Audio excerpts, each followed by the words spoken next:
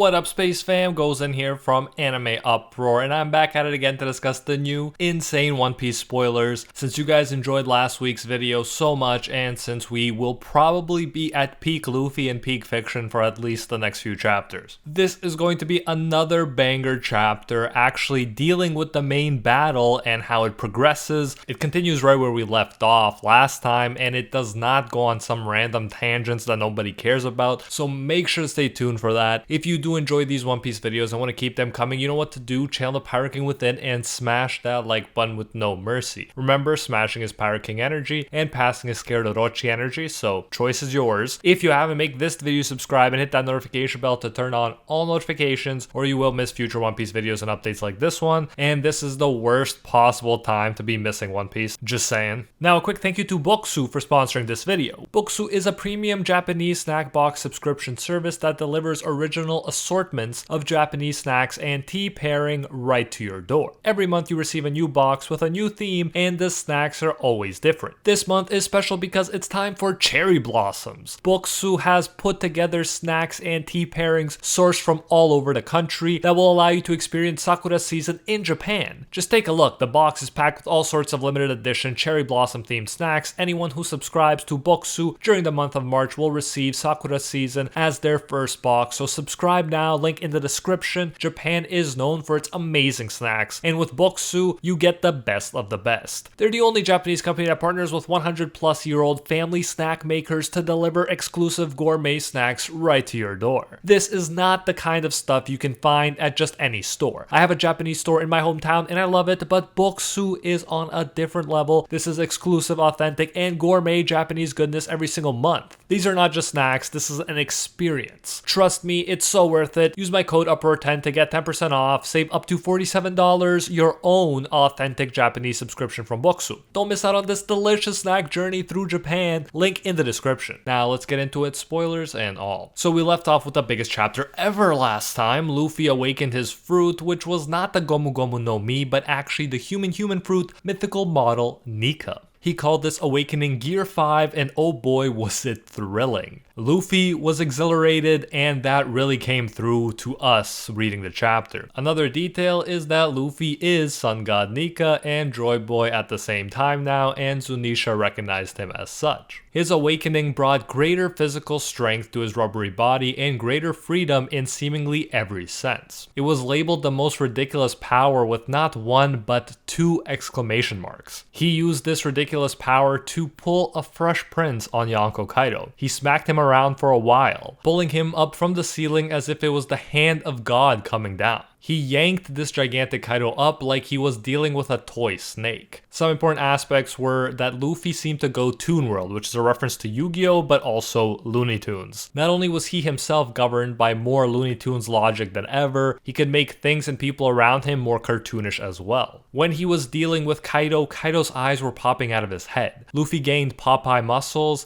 he had his own eyes pop out in ridiculous fashion, and he even rubberized the ground and used it to create a rubber wall that launched Kaido's attack back at him. He was laughing all the time, and even though I'm making it seem like Luffy wrecked Kaido, to be fair, Kaido was actually glad that Luffy was alive at the end of the chapter, and near the end, after all that damage, Kaido still seemed fine, solid, like a rock, first name Chris. I'm just saying his recovery was really good, it definitely deserved an Oscar. So Luffy got to show off his new insane powers, and the chapter was filled with the euphoria of that. But Kaido is still standing, and this chapter we might need to come back to Earth, but let's find out. Like last week, these spoilers are coming from Oro Japan 1. Chapter 1045 is called Next Level. A very hyped title because even though we got a new form, this suggests we are getting another level on top of that. And spoiler alert, we do get that in a way, as we'll see. So gotta hand it to Oda, he's spoiling us with epic moments lately. It's just epic moment after epic moment. We get a new color spread of the Straw Hat Gang, which we don't see here in the spoilers. They're sitting together and we see the phrase Sea of Liberation. I love my color spreads, and I am excited to see Nami's outfit as always. Really looking forward to that. We're told the whole chapter is the battle of Luffy versus Kaido, which I'm so glad about. I'm so glad we didn't just catch up up with the other characters here, no, we're sticking to the main event. It is a very fun battle, we're told, very fun being emphasized. We're told we will be able to enjoy it a lot more when we see the images compared to the summary or spoilers, which yeah, totally makes sense. So just based off of this, I'm expecting much more of the Toon World stuff that was introduced in chapter 1044 continuing here, because what else could very fun be referring to except Luffy obviously laughing the whole time. Like I said, Luffy's probably going to have a crazy good time going along with the whole Joy Boy thing and probably bending a bunch of rules that we have taken for granted up to this point. As someone who likes to get lost in specifics, I can't wait to see what other crazy powers Luffy will use in this very fun fight. Tunifying himself, Kaido, and the ground itself were all pretty crazy last chapter, so I'm sure this one will have similarly crazy moments. I'm wondering if Luffy will get a Kamehameha type attack here or down the line to match Kaido's blast breath and also his new fiery Saiyan-like hairdo. Kaido says to Luffy that his fruit is very unusual. It transforms his surroundings into rubber, like a paramecia,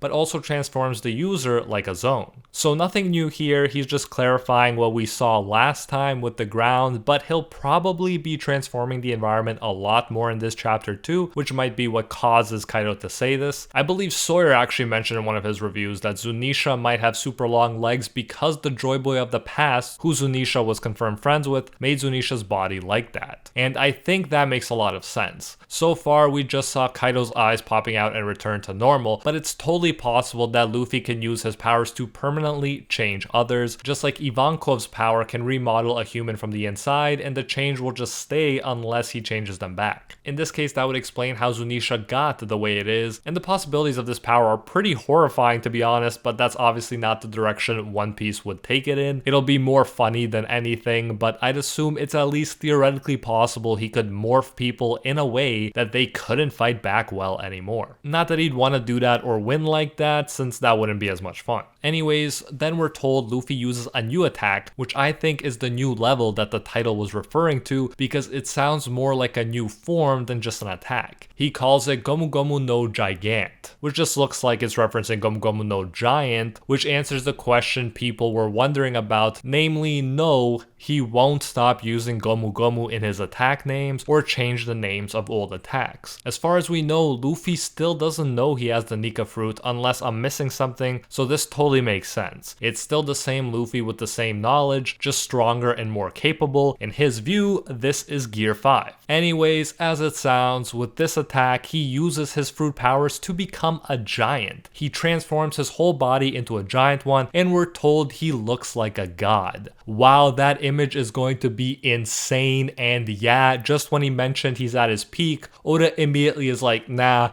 let me show you how he surpasses that in the next chapter. This form will be interesting because he kind of looked cartoonish and not too serious in the new gear so far, so this godlike giant body might be the cool looking Gear 5 we wanted to see. As I was making the One Piece video rounds, I also heard, and I think it was from Ohara, a theory that Luffy would be able to turn into a full giant, and thus the giant straw hat we've seen will take on new significance. And yeah, that's exactly what seems to happen here. The old Joy Boy, if he wasn't a giant, was probably in this form quite a bit or maybe always, and hence the giant straw hat was a clue to this eventual form for Luffy. He's grown into the old Joy Boy's giant shoes, metaphorically, except it's a giant hat instead of shoes. I don't think Luffy will maintain it all the time or even most of the time, but still, it was a cool clue of what was to come. And this is exactly what I wanted to see, a bunch of creative forms sprouting from Gear 5, just like Gear 4 had multiple forms. So even if we don't get more gears, which I think we won't, we can still look forward to seeing Luffy use this one in creative ways and specifically using it to come up with cool new forms that serve the purpose at hand. Since Kaido has one of the biggest zone transformations, it makes sense that Luffy would make himself bigger to match it too. It must be quite the sight actually seeing these two in their giant forms. I can't wait to see everyone's reaction to this form. We're told Momo and Yamato reach the roof and see this new form, but we don't get their reactions from the spoilers. And you're probably thinking this is too good to be true, and as if to agree with you, Oda has Luffy run out of energy here. But it's not the end. Luffy continues to defy his limits, and he gets his heart pumping blood again with the drum sound that Zunisha recognized as the drums of liberation, and by doing this, Luffy recovers. I have a feeling after all this, Luffy is going to have some Zoro level recovering to do, but we'll see. I fear that he is eating away at his lifespan as he does all of this.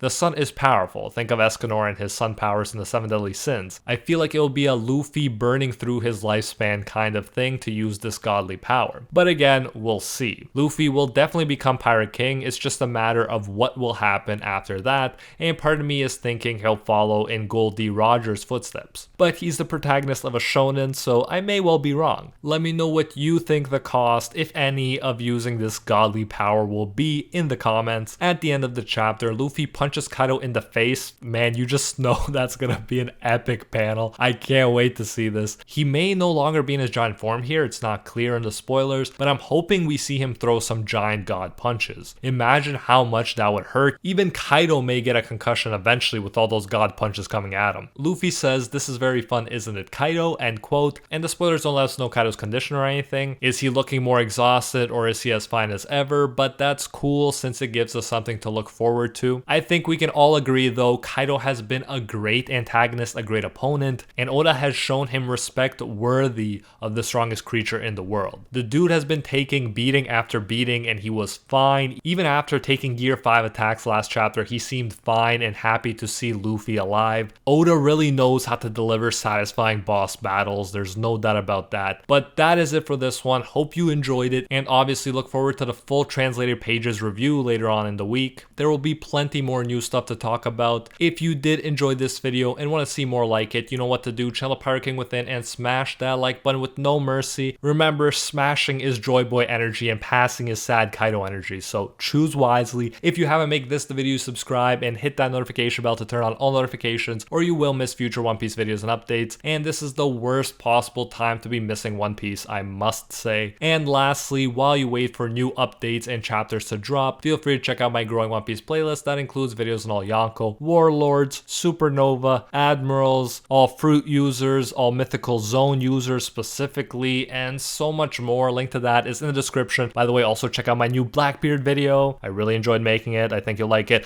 And until next time, see ya, Space Cowboys.